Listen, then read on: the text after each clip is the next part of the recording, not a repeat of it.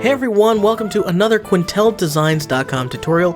I'm Ryan Quintel. It's great to be back. I haven't made one of these in a while, and I'm ready to give my old line. Let's jump into Illustrator and get started. Okay, inside of Illustrator, today we're going to be making a Tetris-like design. So I'm going to create a new document and I'm going to call it Tetris. And these Tetris-style blocks, you'll see how to really easily and quickly create a pretty cool effect. So raster effects at 300. Don't align new objects to pixel grid. We'll kind of deal with alignment inside the document itself. One artboard, I made it 500 by 500 pixels. Let's use those settings. That looks fine.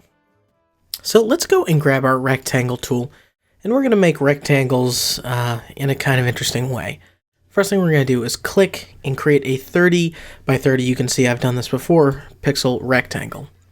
Then in the same spot, just don't move your mouse, click again. And this time I'm going to just type 10 and 10 and hit OK. So now these two things aren't aligned, but let's just go ahead and select them both, use the align palette and make sure they're good and lined up.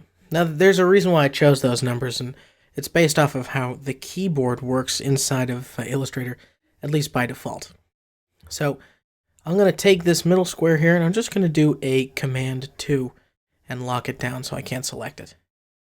Now I'm going to zoom in so you get a better look here at what I'm working on. Now I'm going to take this square, and I'm just going to do a Command C and a Command F. Then I'm going to use direct selection and grab one of the lines, hold down Shift, and use my arrow keys and tap it down twice.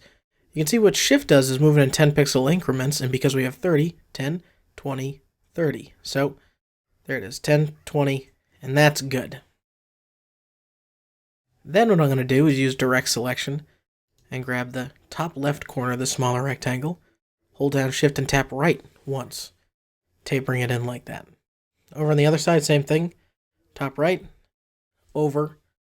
And if you have Smart Guides turned on, which you can do inside of the View window, Smart Guides or Command U, Smart Guides will help you kind of do this by hand if you choose to do it that way. Now I'm going to select the square again, then I'll do Command C and Command F. Then what I'll do is I'll go select the top, go down twice. Now this is going to have to move up.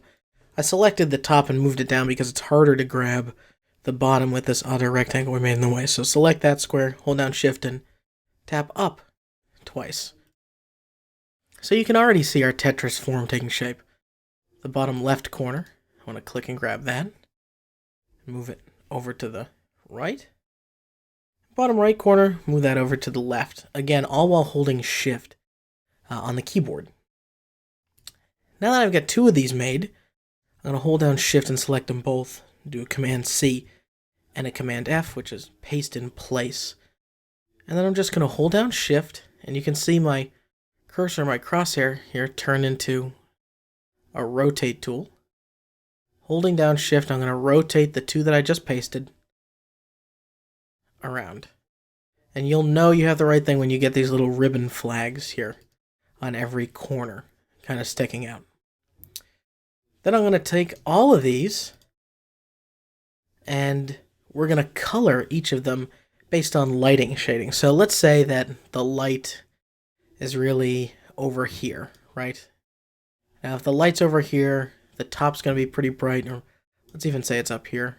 Top's going to be bright, side pretty bright, bottom will be pretty dark, and the right hand side will probably be either darkest or medium. We'll take a look.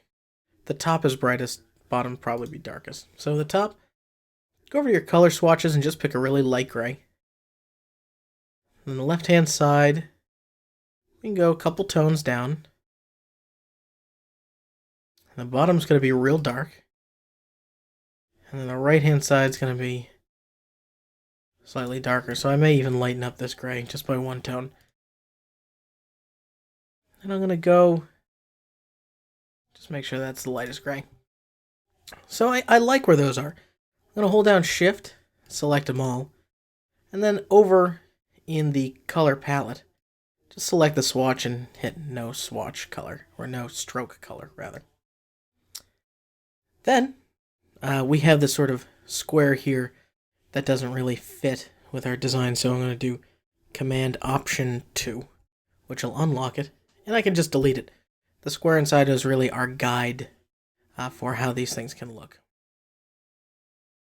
Then the original square, you can select that just by selecting in between.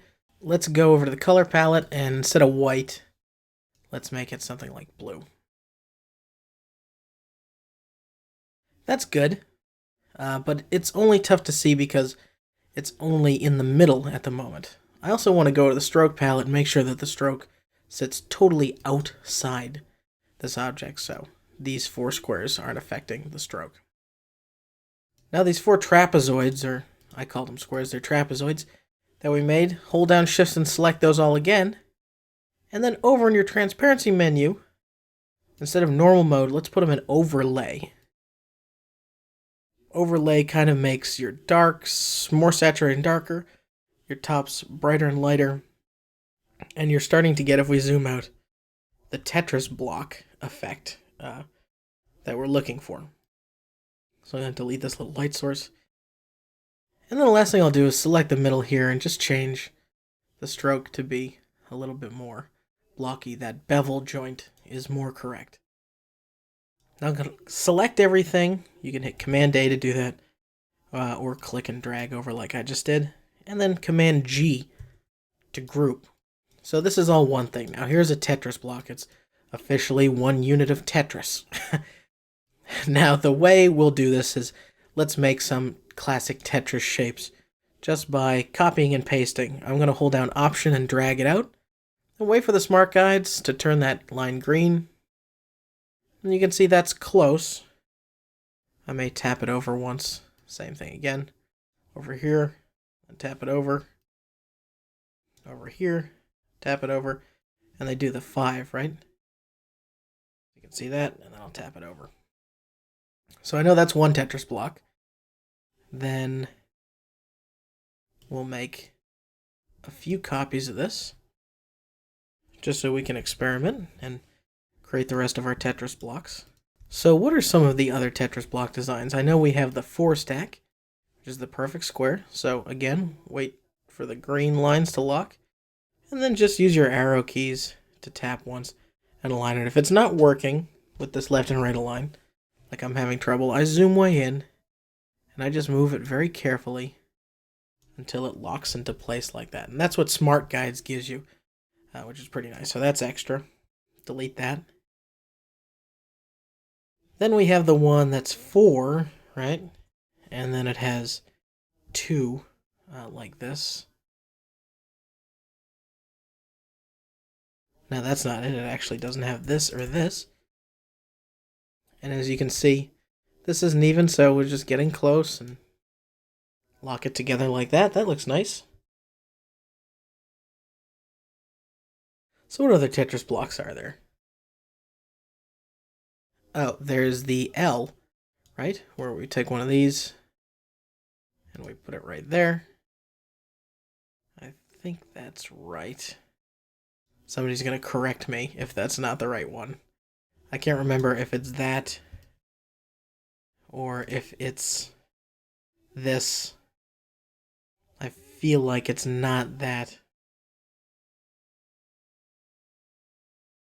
So I'm going to just delete that one.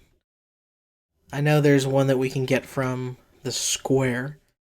If we go and take the square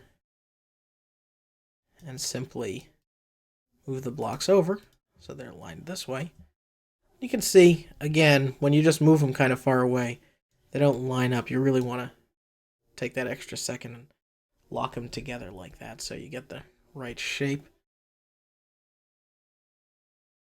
So with that one, there's my L, there's my square.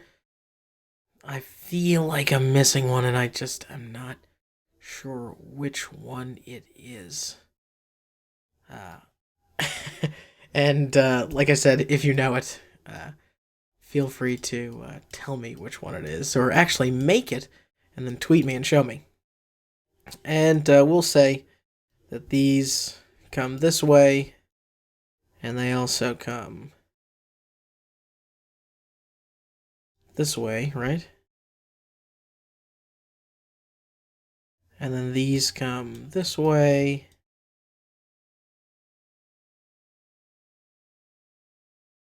And they also go this way. Those are always pretty neutral. I love getting these because that helps you make Tetris. But now you can see we have all of our Tetris blocks. What you'll want to do is, if you want the reflections, the top, bottom, left, and right, to look correct every time, what you'll have to do is assemble, essentially, that Tetris block every way that you want it. So, like that. There's one like this. And of course, actually I'll just steal this one again for a copy. And I'll make it like this. So that's great, but as we all know, in Tetris, they're not all blue. So I want to show you something else that'll take this to the next level. Let's go and recolor some of these. I'm just going to take all the groups, just go through one by one and hit Command-G and group them.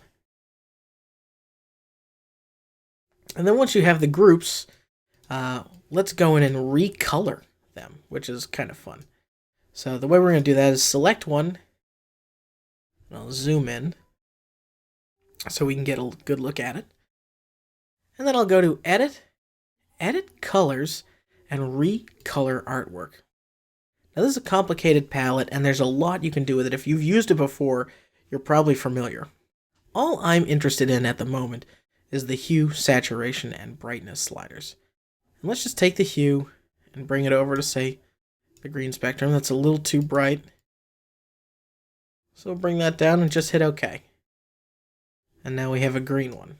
We'll do it again. Edit, Edit Colors, Recolor Artwork. I decide this is going to be my reddish pink.